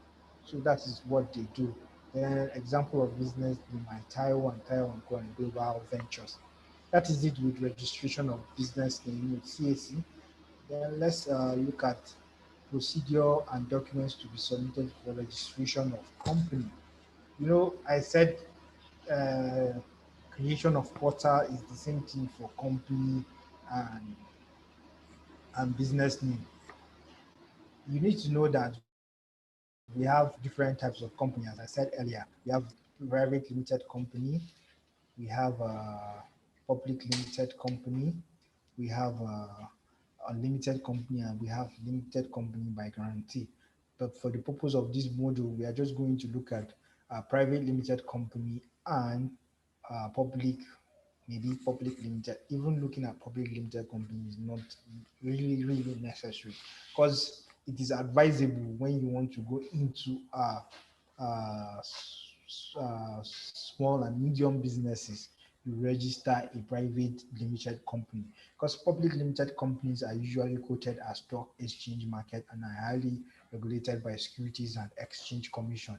So these are things that are so cumbersome and tedious. So since you are going into small and medium businesses, it's advisable you register a private limited company. The fact that you register a private limited company does not mean you cannot re-register later your private limited company to a public limited company, especially when the business has grown. So you have that opportunity to change it, because Karma has made provisions for that. So just like your business name, you've gotten the name you want to register, be it is Fancy Nigeria Limited, Johnson Nigeria Limited. You enter the name. Remember, it must not be a name that is similar to a name in use. It must not be a name that is in use. So these are things you consider before entering a name. Then after you must have entered the name, then uh, you make your payment, then there will be reservation of the name. After the reservation of the proposed name, notice will be sent to your email that the name has been approved, attached with the code, and that code that you will use to begin your registration. That code you get is what you will use to begin your registration. So same as business name, you enter the code, it will direct you to a page where you the name of the company will be there. You enter share capital of the company. Share capital is just how much the company is worth. It is an artificial valuation of the company. An artificial valuation of the company, in the sense that you are saying the company is worth 1 million naira. So you enter shares of the company is 1 million naira divided into so of shares of 1 naira each. So these are some things that are technical. You can ask for guidance. All these things I'm saying, don't forget that I said there are agents, accredited agents. That is, these accredited agents are lawyers, chartered accountants, and chartered secretaries. They automatically have a portal created by CAC for them for the purpose of carrying out these registrations. So if you are finding it difficult to register yourself, you can contact one who will help you to register your business name or company. So once you begin, you enter these informations. Due to amendments done to CAMA by and the regulation, CC regulation of 2020 or CC regulation of 2021, and yes, you can now register a company with one director, at least one director, at least one shareholders for small companies. And small companies is determined by your returns, by your annual returns and the rest. So you can register a small company. But as for any other company, you must have at least two directors and two shareholders, especially when it is not a small company. So you also need a photocopy of information. There are some informations you enter, like persons of significant control, who are the shareholders, the directors, object of the company, article of the company. All these are things you enter. Objects of the company, you need to list the objects of the company out. What object is simply what you intend to use your company for. You just list out photocopy of information page of either your national driver's license, which you need to put in some details that will be requested. Then you upload your signature, you upload the signatures of the various shareholders and directors too. Then you make payment to CAC. If your work is not queried, your certificate for both business name and company will be on your portal where you get to, that is another innovation introduced by CAC. You get to download your certificate and it will always be on your portal.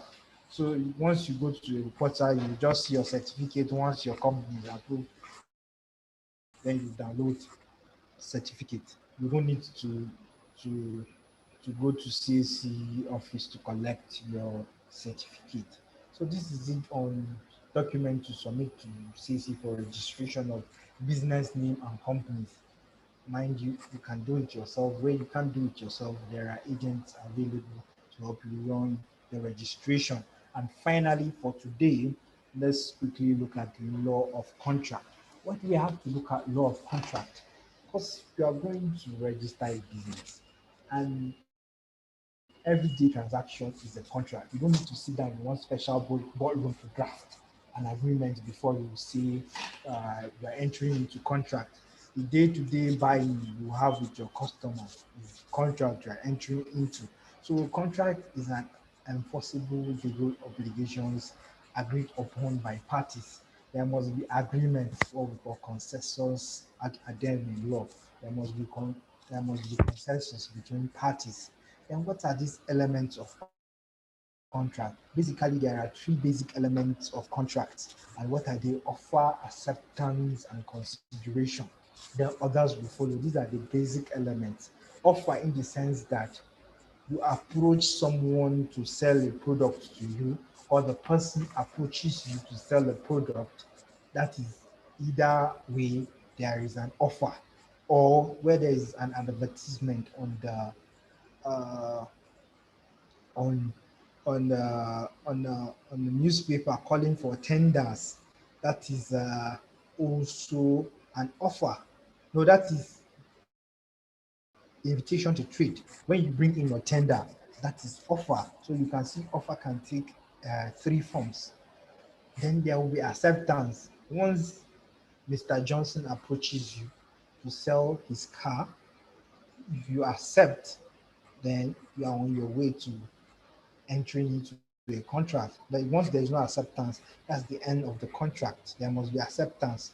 After acceptance, then there is what we call consideration. That is a thing of value must exchange hand. He's giving you his car, you are giving him the amount for the car. There must be an exchange. So these are the three basic elements of contract. Then others will follow, like form. What is the form of the contract? Is it oral? Is it by conduct? Is it written? Yes, contracts can be orally. We enter into oral contracts almost every day. When we go to buy things from Malam's shop, when we buy things from Madam's kiosk in our estate and the rest, all these are contracts we are entering into and they are oral. And it could be by conduct. Conduct in the sense that I enter a taxi now, a taxi from Berger and the last bus stop is Lifecam Junction. Without even saying a word, I'll just enter and I'll just sit down. When the driver gets to his last bus stop from Berger to this thing, if it is 100, I know I'll pay him 100. That's by conduct. So there are some contracts we enter by conduct, or over time you entered into a contract orally. Then maybe it's for supply of pure water to your store, sachet water to your store, and every day you Oga, bring me 10 bags of pure water. Oga, bring me 10 bags of pure water. And it went on for like a week.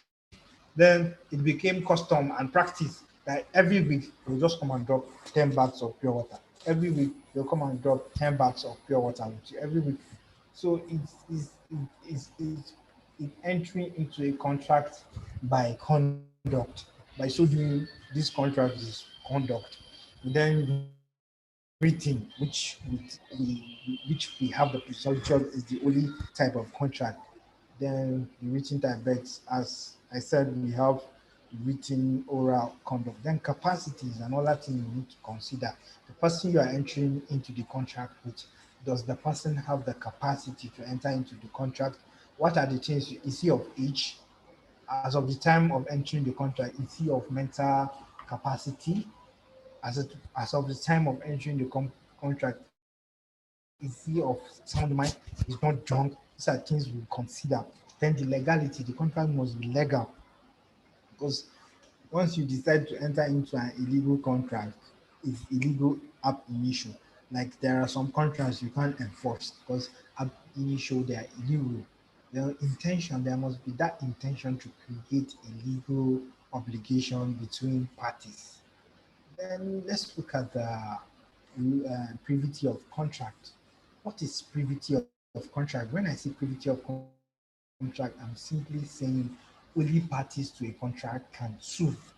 When Mr. Johnson and Mr. John decided that we were going to enter into a contract for the sale of car, or yes, and he sold the car to Mr. Johnson, and Mr. Johnson discovered that contrary to what was presented to him by Mr. John, that the car can cover so distance. He discovered it only covered so amount of distance, which was not what was represented to him by Mr. Johnson. He can sue.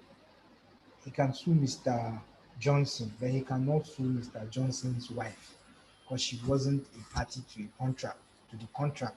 So that is what privity of contract means. Only parties to a contract can sue, even though there are exceptions to this general rule.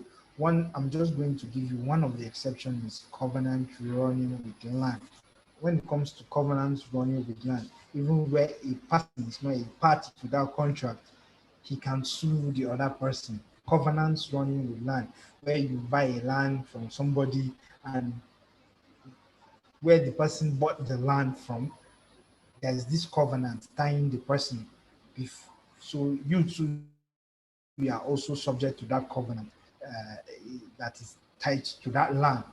So the fact that the person, the original buyer, uh, sells it to you does not mean the people who own the land and who uh, are the makers of that covenant cannot sue you. They will sue you for if you are in breach of any of the contract. So that is an exception to purity of contract, covenants running in land. An example is, for instance, you bought a house in an estate, and the person you bought the house from did not tell you that these are the covenants developers uh, have set for the estate. That one, you must not erect your fence to be more than 15 meters. And you went ahead and erected your fence for more than 20 meters. The fact that you bought the property from Mr. A there does not mean the estate developers cannot sue you for violating the covenant. So it's an exception to privity of contract. Then we have terms of contract. Terms of contract can be express or implied. Express in the sense that it is stated clearly. Implied in the sense that even though it's not stated, but it can be implied. In law, it is advisable you state all your contracts expressly, because how do you do court imply contracts? Because it is what is before the court that it will interpret. So if you are entering contract into if you're entering into contract with somebody, don't say is this term we can imply it. State it clearly. You don't know whether you end up in court. And there are some terms in contract that must be stated expressly. Failure to state them, the court will tell you you cannot imply them. If you don't state them, it means you have waived such terms. Then what are the elements that are likely to vitiate a contract? One of such elements that are likely to vitiate a contract is duress. When you are forced to enter into a contract, be it a physical threat or economical threat.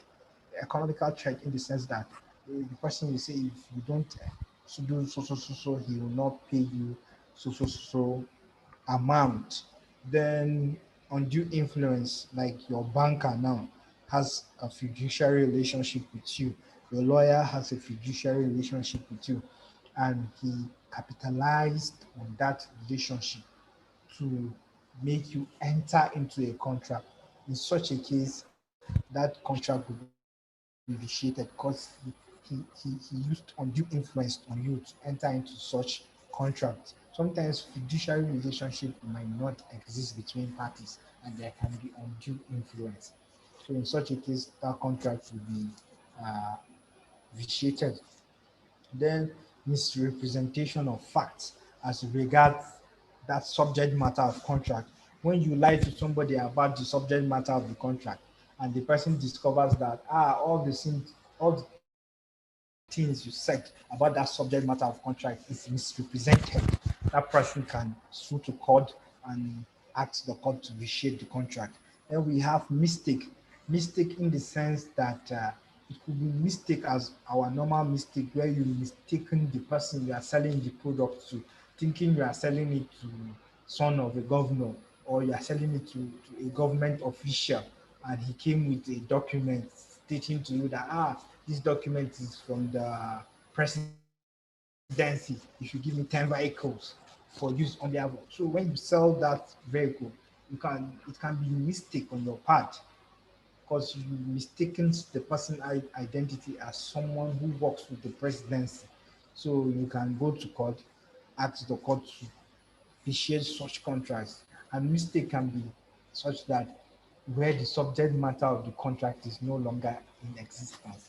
For instance, when Mr. Johnson and Mr. John are negotiating for the sale of filling station at Jabi, unknown to them, by the time at the time of making payment, the the, the, the filling station is no longer in existence as a result of fire or or flood or anything came and destroyed the filling station. So in such case, we will say that contract has ended by is discharged by frustration. There is mistake. Then how can we discharge our contract performance? Once parties have performed their obligation, then contract is set to be discharged. Once there is frustration, where the subject matter of the contract is no longer in existence, there will be discharged by frustration. Then fundamental breach, where you breach the terms of the contract and it goes to the root of the contract, then it is said that there is discharge. For instance, you requested that you be supplied with a phone, HTC phone, then they end up supplying you a techno phone. That goes to the root of the contract and there's a fundamental breach. So that contract is vitiated. It's discharged. Then mutual agreement. Parties by mutual agreement can decide to end their contract. This is common in football where you see that a player and the team have agreed mutually to end the contract between them. So finally, what are the remedies available to when there is a breach of contract? The first is compensation. Compensation in form of damages. Damages is just a monetary compensation that's given to a party who has suffered as a result of the negligence or as a result of breach by one of the parties to a contract. Then we have specific performance where you ask the court to force the other party to perform his own part of the contract. Where you have performed your own part of the contract and the other person is refusing to perform his own, you can ask the court to make the person perform his own contract. That's specific performance and is an equitable remedy in the sense that it is at the discretion of the court to grant such remedy. Then we have ratification. Ratification is when the court decides to alter the terms of the contract to suit the circumstances of the case, so that maybe you supplied him 10 bags and of whatever it is he wanted. You supplied him 10 bags and he's saying he will not pay you. You might approach the court and say, okay, you supplied him 10 bags and he has used the 10 bags of whatever you have supplied him. So he should pay you for that 10 bags, even though he requested for 20 bags. So the court can decide to rectify the contract. Okay, you that they've supplied you 10 bags and the remaining 20 bags is yet to arrive. Why don't you pay him for the 10 bags he has supplied you, since he's unable to supply, that's ratification. Then there's what we call injunction. Injunction in the sense that stopping somebody from carrying out something. Though sometimes, depending on the circumstances of the case, injunction can be asking somebody to do something. So injunction can be entering, interlocutory, and can be perpetual, depending on the circumstances of each case. And we have what we call quantum merit, where you ask the court to reward you for the services you've offered so far. You have not completed the contract, but you have offered services to that person. So you are telling the court that, okay, well, I've offered reasonable service to this person. So I'm entitled to monetary uh, benefit for that reasonable value of service I've offered. You've not completed. Maybe the agreement is on completion, you'll be given 50 million. Then you've performed 50%, which is 25, you're entitled to 25 million. You can approach the court and say, okay, I've performed 25% of the contract. Instead of giving me my 50 million, you should give me my 25 million. So that's quantum merit. Then we have rescission. Rescission is when you approach the court and you ask the court to rescind the contract totally. That means the contract should not even, it does not even exist up initially. It wasn't even in existence in the first place. You're telling to court that that obligation you owe that person should be cancelled. You don't owe him any obligation. He doesn't owe you any obligation. That should be cancelled from the onset. So this is it on law of contract, and we've come to the end of today's lecture. So it's now time for questions, contributions, observations. If you have any question, now is the time to ask. If you have any question, now is the time. If you have any contribution you want to make, any observation you want to make, now is the time. You can do that by unmuting your mic. You unmute your mic and you ask your question. I'm listening and I'll answer. This mic has been unmuted. Since you unmute your mic, if you have any question, contribution, unmute your mic and ask your question. Otherwise, we call it a day. Any question? Is there anything I said that you didn't really understand? Is there anything that is bugging you that you want to ask? Or is there an observation you made that you want to bring it to the notice of the House? It's time for you to do so.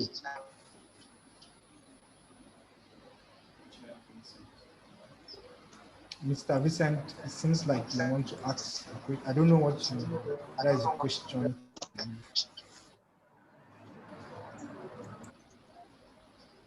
Can you be audible? I can't hear you. I can't hear what you're saying.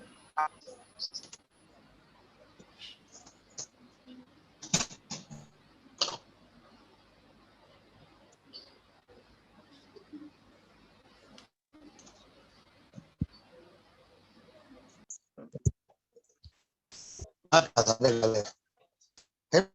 answer the call, then this or do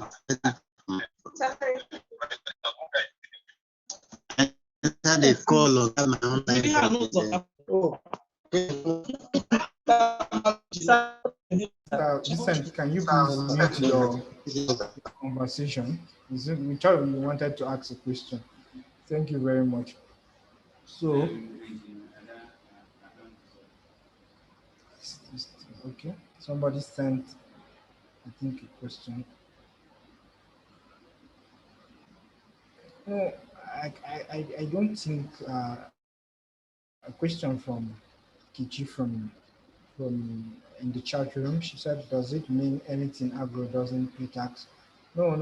You know, I said VAT, value added tax, and there are some processed something you might have processed. Not all. There are certain things that are agro that you need to pay tax for. But mostly uncultivated agricultural products that are being sold, I don't think they charge VAT. You don't go to the market and you want to buy a bag of maize. all those kind of things and say they want to charge you for VAT. I don't think so.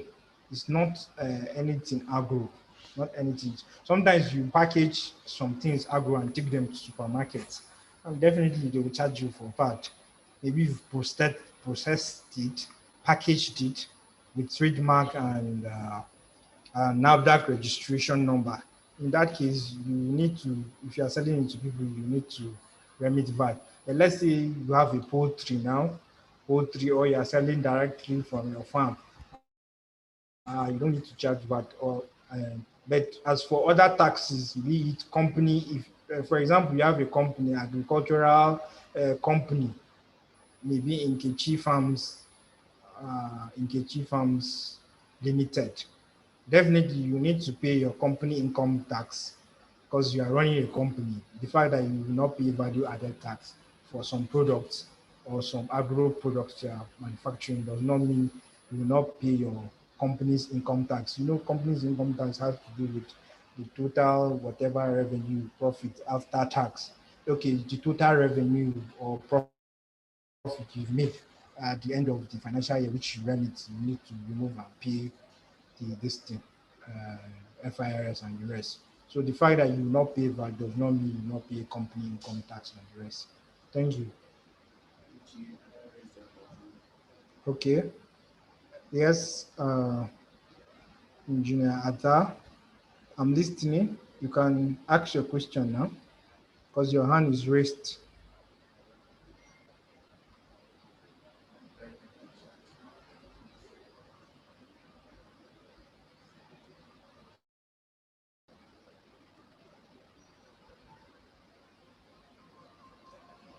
Okay. I don't think the person is even talking. Please, if you can't communicate with us through this thing, you can just type the question in the chat room. Then I'll respond to your question. If you have any question and you are finding it difficult to speak, you can just type it in the chat room. This is Nkichi, you are welcome. Okay. In the absence, the absence of any question contribution, I'm going to hand you over to the project coordinator, Dr. Oguche, for final remarks. Thank you very much for your patience and attending the lecture. I'm grateful.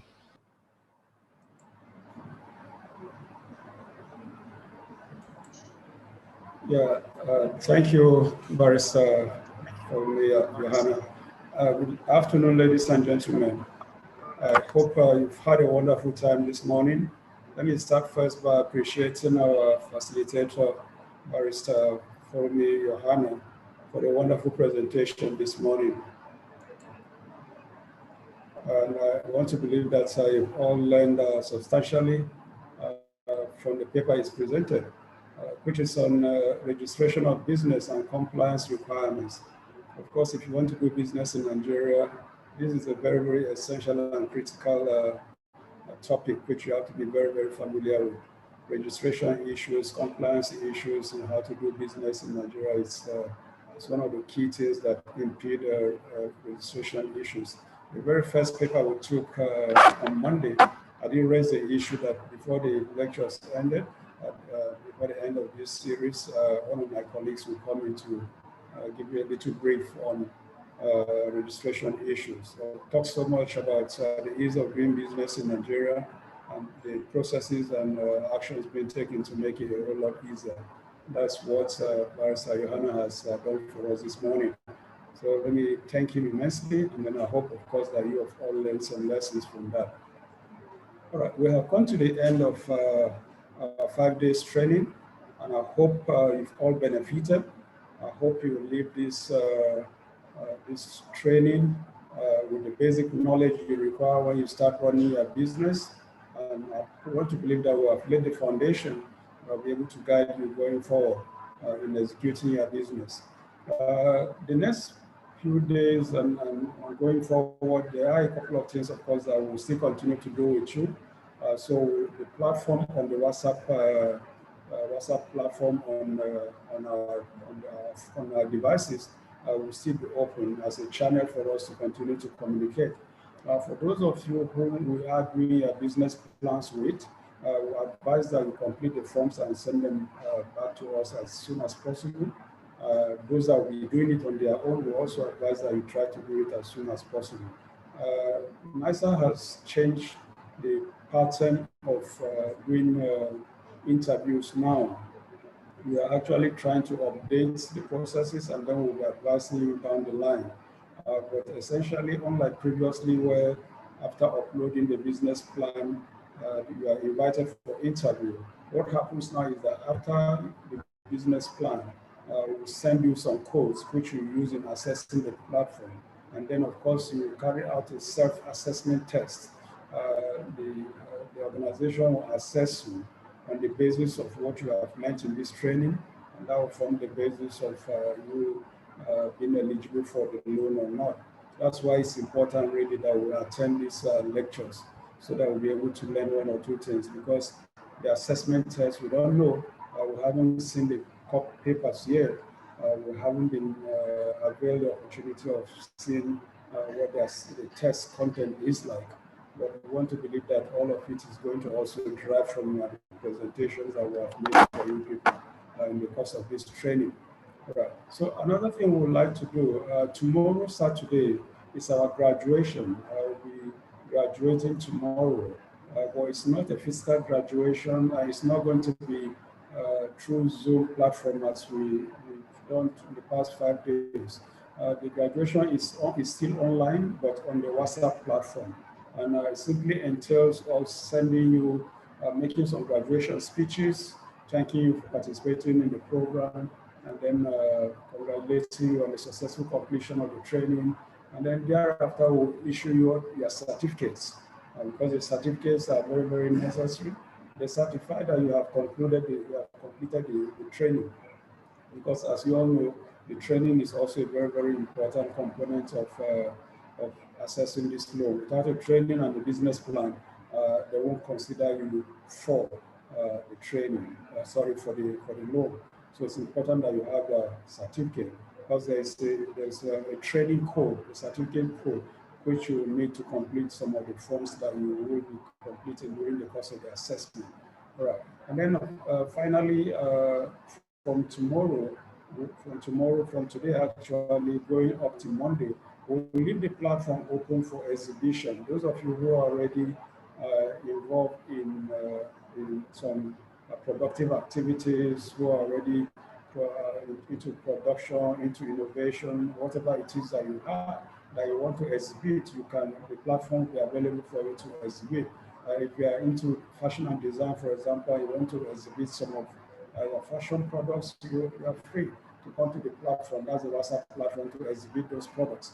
If you are into farming, poultry, and you want to exhibit your poultry farm and the products, you are welcome to do that. You are into construction activities, maybe small cottage industry where you are producing blocks and the like, and you want to exhibit that, you are welcome to do that. Anything that you produce that you want to exhibit. If it's farm, you are into crop farming and you want to show us your farm, and then tell us that when you are harvesting, we can come and buy you.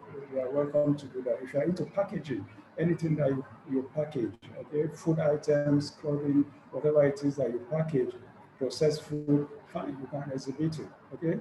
Why we do that is for purposes of interaction, so that those of you who are on this program can have as a point of reference people to engage with, to begin trading with, to market your product. I've seen people in the past few courses who have succeeded in marketing their products there, and they found a lot of patronage going forward. So that is the whole purpose for it. So as from tomorrow up to Monday, the platform will be open for that purpose. All right. Having said that, let me thank you immensely. If you have any other question you want to ask, please feel free to ask the question, and then we'll respond before we close the class.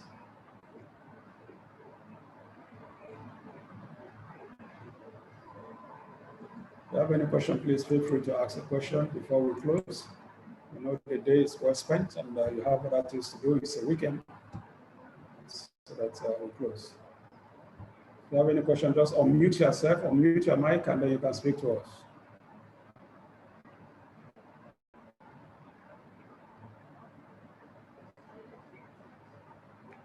I hope everybody is unmuted, has ability to unmute himself.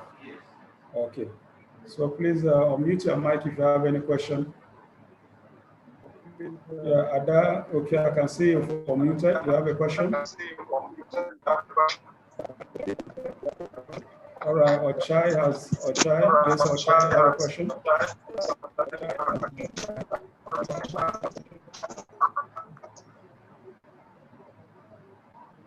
Genevieve, you can unmute your mic. I see you are highlighted.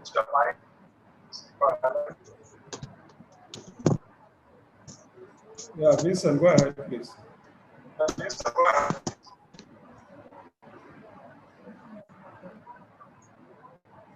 All right, you can see there are no questions coming. People are muting and unmuting. All right, in the absence of any question, let me once again thank you immensely for being part of our week. And I hope you benefited from our interaction. We have definitely learned from you, from the questions that you've asked down during the entire process. So we appreciate your being a part of our institution this week. Nkechi Ejenobi mentioned some things. Let me see. She raised an issue here. That's really good. How do we show our interview will be free? Okay, Nkechi Ejenobi said, considering the network challenges, how do we ensure our interview will be hitch-free? Well, your interview will be with, not with us anymore, but with NASA Microfinance Bank. We don't know the formats their own assessment will take, whether it will be online through Zoom like ours, but I want to believe it's going to be, they will open a portal for you and a series of questions will be asked, which you will respond to. I don't believe it's going to be our mode of interaction. Ours is one of the few EDIs that actually do Zoom training. Most others simply do send text messages or materials to WhatsApp platforms. But we thought this approach would be better where we're able to interact and we're able to see ourselves. That way, despite the COVID situation that does not allow for physical interaction, we are still able to interact with you online. But for the network challenges, I think it's one of the best ways really of communicating. All over the world, that's the intent now. Physical meetings are going out of fashion, so I hope down the line, IT will improve, communication will improve, and then the issues of network will be minimized as much as possible. Thank you very much. Any other question? If you have any question like Nkechi, you can type it. If there's none, then I'll close. I'll give you a minute for that. All right, thank you, Nkechi, I appreciate it. All right, so let me close then. Have a wonderful day ahead of you. I look forward to seeing you tomorrow at the graduation ceremony. And if there are any questions, please feel free. The platform is available for you anytime to communicate with us. So, all right. Okay, bye-bye. Have a nice day ahead.